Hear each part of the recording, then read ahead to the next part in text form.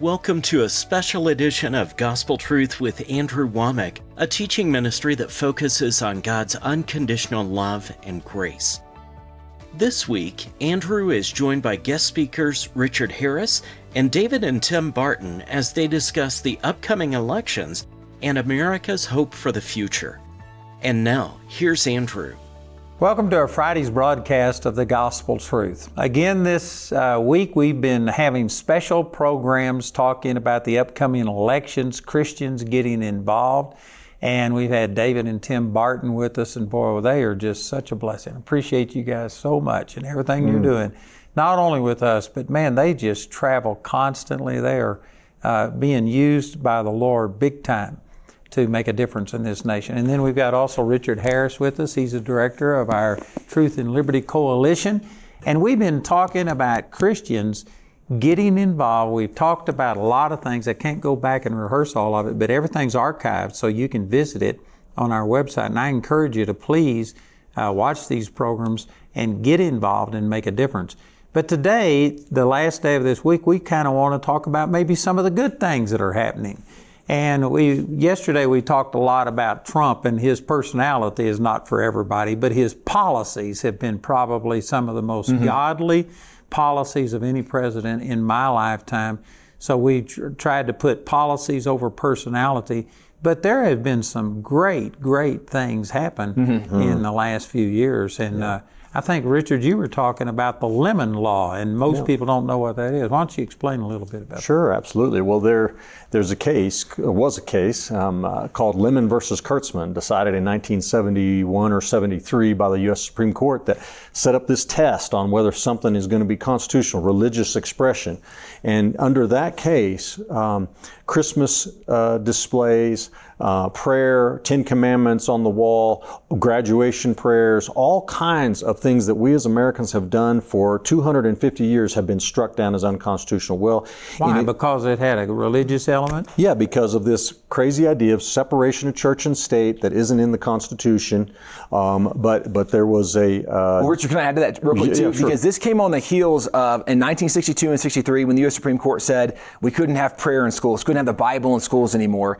And it raised the question, well, by the way, that was raw judicial activism because the court itself said there was no precedent, either historical or legal, for taking prayer and Bible out. So the court acknowledged this is brand new turf. We've never been here. We've never done this, but this is the way we progressives want to do it now for all Well, youth. I'm the only one that didn't interrupt the other one, so let's go back to Richard. Well, so Lemon had a three-part test to it. You have to have strict neutrality, no entanglement, and no substantial advancement of religion.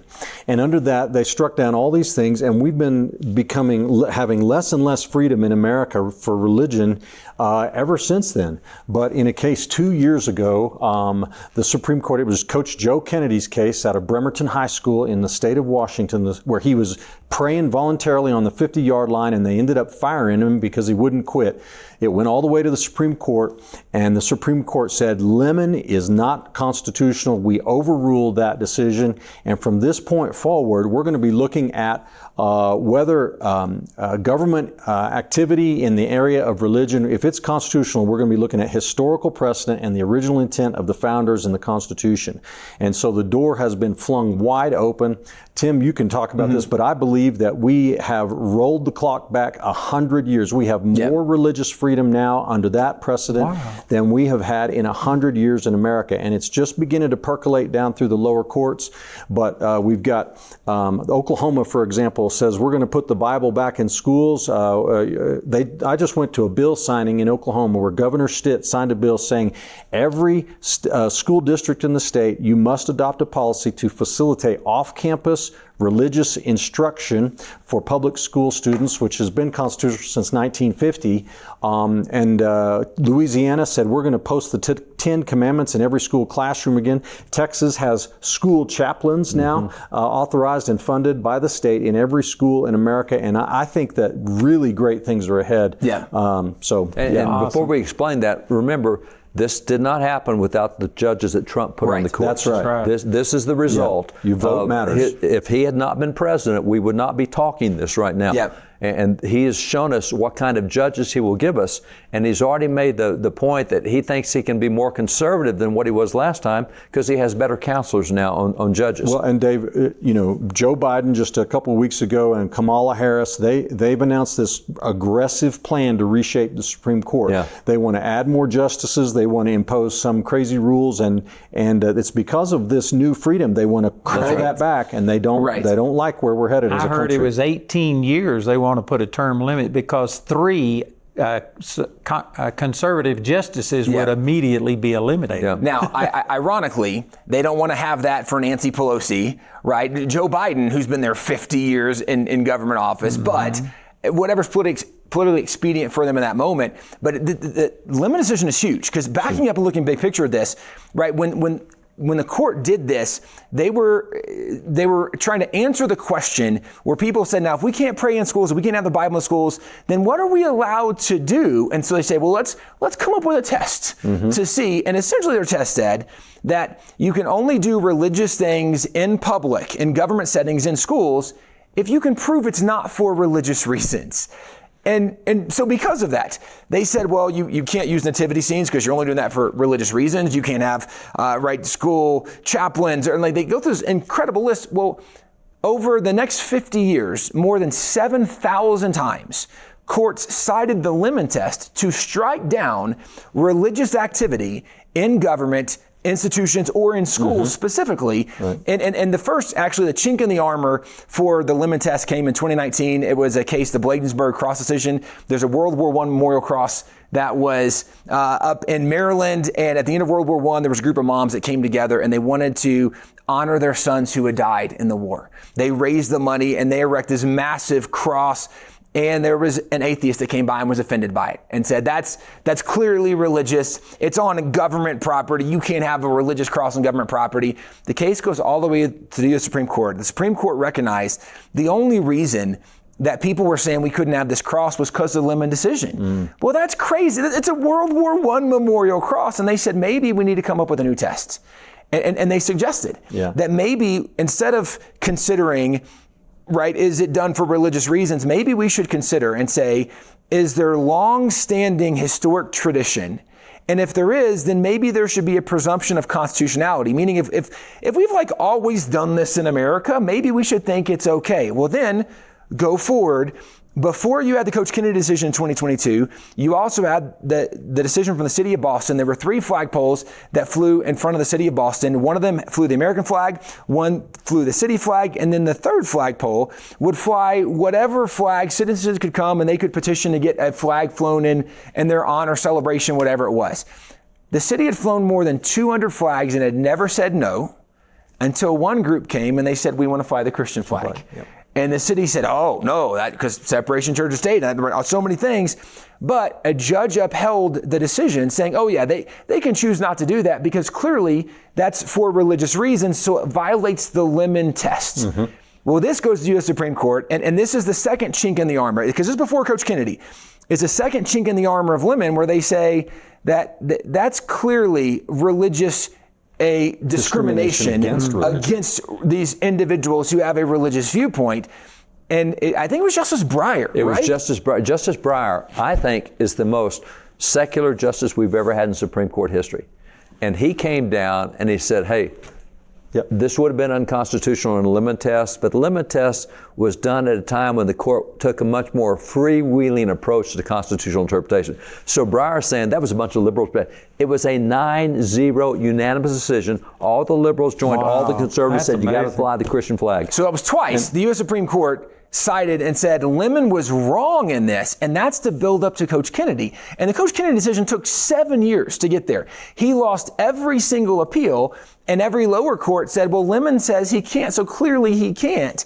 And this is when the U.S. Supreme Court, not only did they reinstate him and say that the school was wrong and he gets back pay, but they said that the Lemon decision is why this was used, and that was a crazy thing. You want to speak to this? No, you're good. I'm just saying, Lemon was criticized ever since it was decided. There were legal scholars all over the place saying this is unworkable. It's not rooted in the Constitution or in history and all of that. You know, at Truth and Liberty, we had our awards banquet last year, Andrew. We were so blessed to be able to give Coach Kennedy the Samuel Whitmore Award at that event. And what an he's a Marine Corps veteran. And anyway, it was awesome. But I think this all goes back to Riley Gaines spoke at that. Yeah, and Riley Gaines. Really, but it all goes back to what we're talking about here, which is our vote matters, because none of this, Tim, like you said, would have happened if Donald Trump had not been president and appointed those conservative justices who look at the Constitution as it is written and according to original intent. It is huge, and I want to do a quick commercial here, because with Lemon gone, what you've got now is all the stuff that we haven't been able to do with 7,300 cases you can now do. So right now there are 1,200 school districts in America with 200,000 kids with the Bible as the only textbook in their course. It's a Bible course, and it's just the Bible course, and that's public schools. You can go back to having prayer at schools. Student prayer is completely legal now. You can have prayer at graduations. You can have you can do creation science stuff now. It doesn't have to be evolutionary. But that only works if parents will get their kids, and the kids will do that. It's got to be done locally. So Trump has opened the door for the nation to change itself if they want to. And so let's go to Trump's judges, but we got to make the decisions. The law firm that had all three cases was First Liberty out of Dallas, and they have a website called Restoring Faith in America. RFIA. Where they want people to know what can now be done to continue to advance religious liberty. Because as you mentioned, there's more opportunity for religious liberty now than in any of our lifetimes. That's right. I mean, really, like maybe since back in like the founding father era almost. It's incredible. And it couldn't have happened without Trump.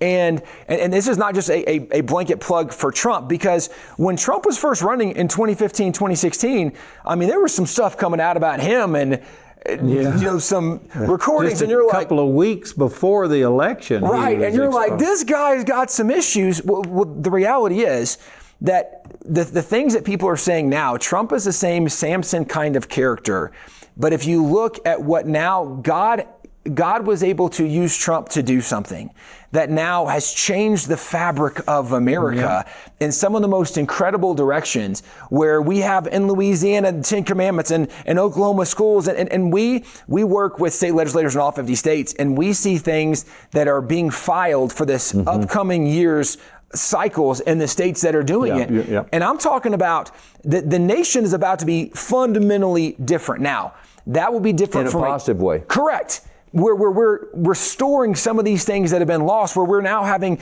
so many things, protecting women's sports and protecting life and parental rights. Restoring parental rights and school choice in areas. All of this, again, to say, Trump was known to be a Samson kind of figure when he was running the first time.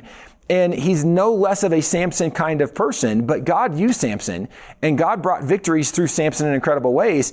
And we're only kind of scratching the top of the surface of some of the things that we're seeing God do in America, that you can look back and when, for example, Roe versus Wade, which we haven't even really gotten into yet. Yes. When Roe was first decided back in 1973, there were people that in that moment dedicated their entire lives that they're going to now fight to try to end what this U.S. Supreme Court unconstitutionally said is this a fundamental right to abortion. Right. They said, no, that's crazy.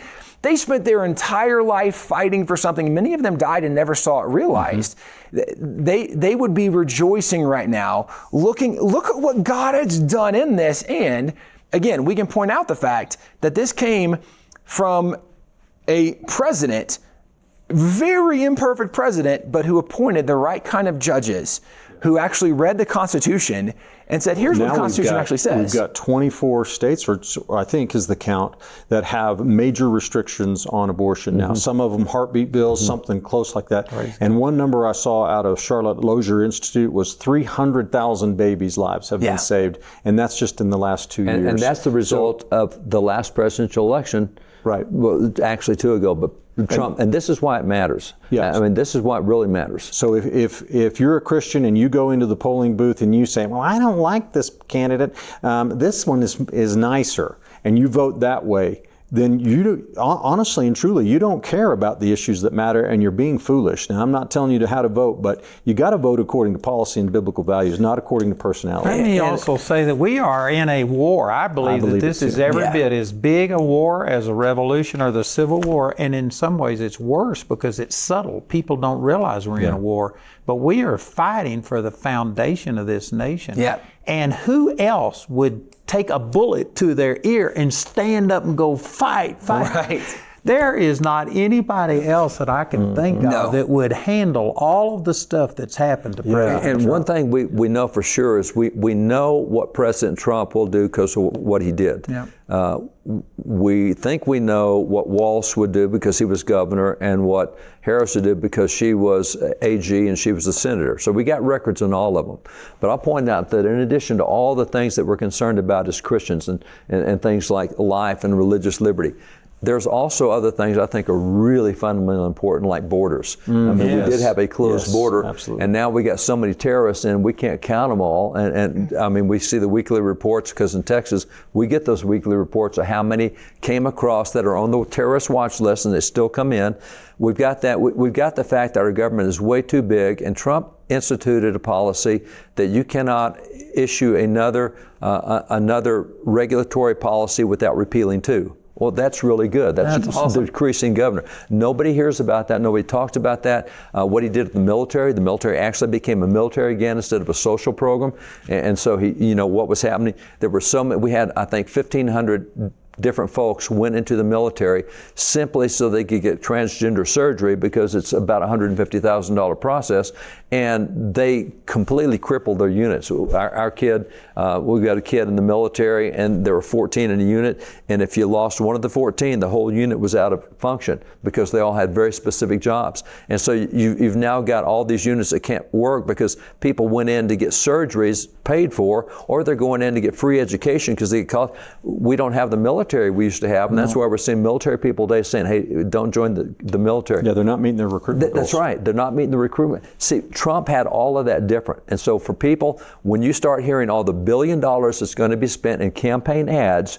to talk about how wild and radical it is, just go back and look at what it produced the first time. And we're already seeing Google and some of these major search engines changing algorithms where they're favoring a particular candidate and bring it. If you want to search something on Donald Trump, you're going to find pages and pages of negatives. If you look for something negative on Kamala Harris, you're going to have a hard time finding it. Yeah. We're already seeing social media, we're seeing big tech involve themselves in this. And Andrew, as you pointed out, we are in a war, in spiritual war. I think a lot of people, interestingly enough, the opening ceremony of the Olympics, I think, was an awakening for many people to recognize just how much of a spiritual war we are in. Mm-hmm. But I think part of the spiritual war also in America is a spiritual war of discouragement and complacency. Because if Christians become discouraged, if they become complacent, then the devil wins if we don't fight. But if Christians show up, we ultimately know where the true victory comes from. We know that we're looking for something that's eternal. But we also know in Ephesians 5, the Apostle Paul challenged the church in Ephesus, be careful how you walk, not as fools, but as wise, redeeming the time because the days are evil. And Richard, to your point, when you're talking about sometimes we have a disconnect in maybe our strategic thinking of how we should vote or why we should vote, because if we don't get what we want, then we get frustrated. And I don't want to do this anymore. That's not a very wise or strategic thought. And ultimately, I'm so grateful. God gave us the freedom to choose. You have the freedom to choose, but in your freedom to choose, understand that there is a strategic decision and there's a pretty foolish decision. And that's where Paul says, be careful you walk not as fools, but as wise. And I think as Christians, we need to recognize there's a spiritual war going on. And if people are battling with a discouragement, well, God doesn't give the spirit of discouragement, right? That is not from God. God doesn't give the spirit of complacency. That's not from God. There is a spiritual war that is raging, and it's raging over the soul, the heart, the direction of America, also because America has been the beacon, the city on the hill for centuries. We have been the top funder of gospel ministry, the top printer of Bibles. I mean, you can go down the list. God has used America in amazing ways. And I don't think God's done with America. The reason in 2021 we talked about a Great Awakening, we think we're in a third Great Awakening in America again. God's not done with America. But if Christians don't recognize we're in a spiritual battle, and if we don't show up, if we won't be strategic and get involved, there's no guarantee we win in this moment. Now, we win in the end, but if we don't engage the spiritual battle, if we don't engage in faith and become active participants, then this nation could go the direction that historically no nations lasted forever. No superpowers lasted forever.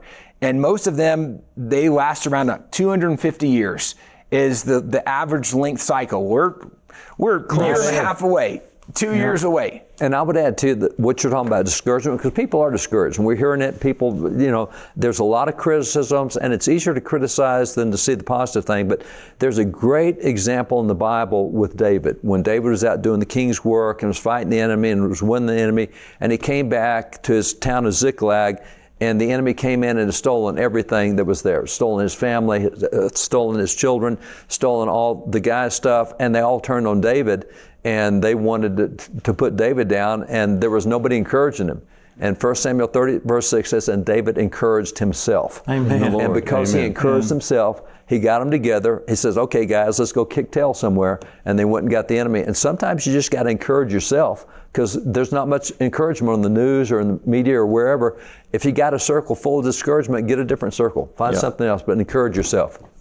And we've got a lot of product we're offering this week. This is a TV week's worth of broadcasts that David and Tim and I did back in 2021 talking about the Great Awakening. That's now 3 years ago, and we were speaking some of these things during a very discouraging time right after Trump had been defeated and Biden was the resident, not the president.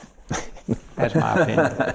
And then we have this Hope for the Future, which is a new movie documentary that Richard's team put together, and this is based on 3 prophetic words that God gave me, that we are in a great awakening. We've got this little book that goes along with that. We got biblical worldview and just a lot of stuff. And also, you've got a great website, wallbuilders.com. What's available?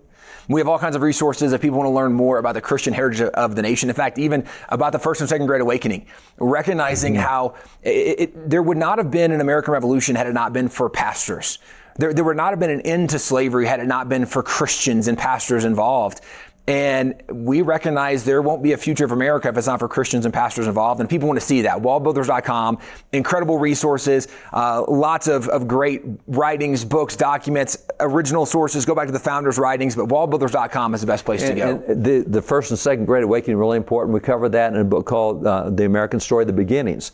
And we talked yesterday about John Quincy Adams, a phenomenal story. That's covered in The American Story, Building the Republic. So those kind of stories, that's the kind of content information we'll have. You got one of the greatest resources of any website in the nation. It's really, really awesome. So I encourage you to please take advantage of that. And we also have a series on biblical worldview. This is just the first one. This one is me teaching on just foundational things like, is the Bible the Word of God? What is a biblical worldview? But then we've got subsequent volumes also available on racism, sexuality, socialism, communism, things like that. And we have David Barton, a lot of different speakers that are on there. So this is really, really good. So our announcer is going to be announcing all of these things. And we just encourage you to please get involved. You know, we have a potential of over 6.2 billion people that could watch this worldwide. And I can guarantee you, in just the United States, there are millions and millions of people watching this. And if every single Christian watching this was to get involved and to go out and vote, we would make it so that they couldn't cheat big enough to overwhelm things. So we're just encouraging you to please participate. So listen to our announcer as he gives you all this information about how to get these products. And please call or write today. We're coming up on an election time in America, and that's a big time in American history. You know, in previous generations, we used to have 100% voter turnout back in the early 1800s, the founding era, and now we're down to a much lower number. And so Christians are wondering, should I vote? The answer is yes, you should vote. Get informed, find out about the candidates. Remember what Jesus told us in Luke 19:13, said, you occupy till I come. He expects us to be involved. Every Christian needs to be involved in voting. Make sure you vote in this election. Explore the new Truth and Liberty website. Empower yourself with Christian liberties and biblical truths, now with helpful features like the Pastor's Toolkit, video archives, and better search capabilities. Unlock access to an extensive database featuring hundreds of organizations, including the Family Research Council, Wall Builders, Andrew Wommack Ministries, and more. Visit our new website today at truthandliberty.net.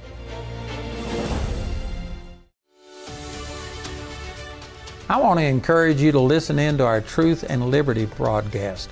We do this every Wednesday and Friday at 4 p.m. Mountain Time. And this is not only teaching from the Word of God, that's the truth part of it, God's Word is truth, but also we're talking about current events, and we're going to be dealing with things that affect us, and I believe we'll be dealing with it from a biblical perspective. It'll be a real blessing to you. So check it out every Wednesday and Friday, our Truth and Liberty program, 4 p.m. Mountain Time. Andrew is offering his booklet, The Great Awakening, as his free gift to you today. This offer is limited to one free booklet per household and is available in the US, UK, Canada, and Australia. Contact us today to receive your free booklet. This week's panel discussion with Richard Harris and David and Tim Barton is available as part of the God and Country series as a newly updated CD album, TV DVD album, or as a USB made from our daily television broadcast. Also available is the Great Awakening series as a CD album, TV DVD album, and as a USB. Each of these valuable resources are available for a gift of any amount when you contact us. These series are also available for audio download absolutely free from our website. Also on today's program, Andrew mentioned Biblical Worldview Foundational Truths. This product is available for $120.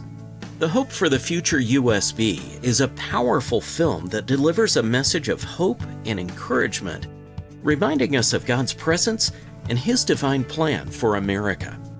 This product is available for Truth and Liberty members or for a one-time donation of $50 or more. If you're not already a Truth and Liberty member, we invite you to become one today by visiting truthandliberty.net. We also want to say a special thank you to the grace partners of Andrew Wommack Ministries.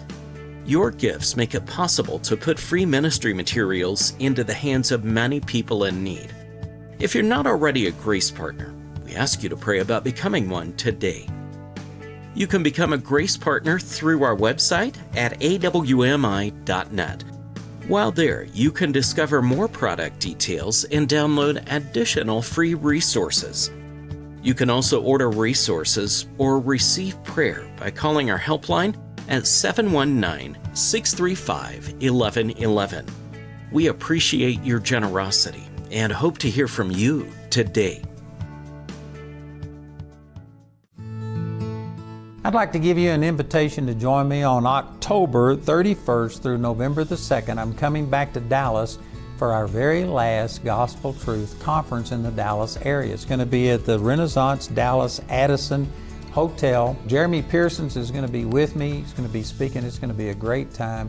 And this will be our final time to hold a conference like this. I may come hold individual meetings, but I encourage you to come and be with us October the 31st through November the 2nd for our Dallas Gospel Truth Conference.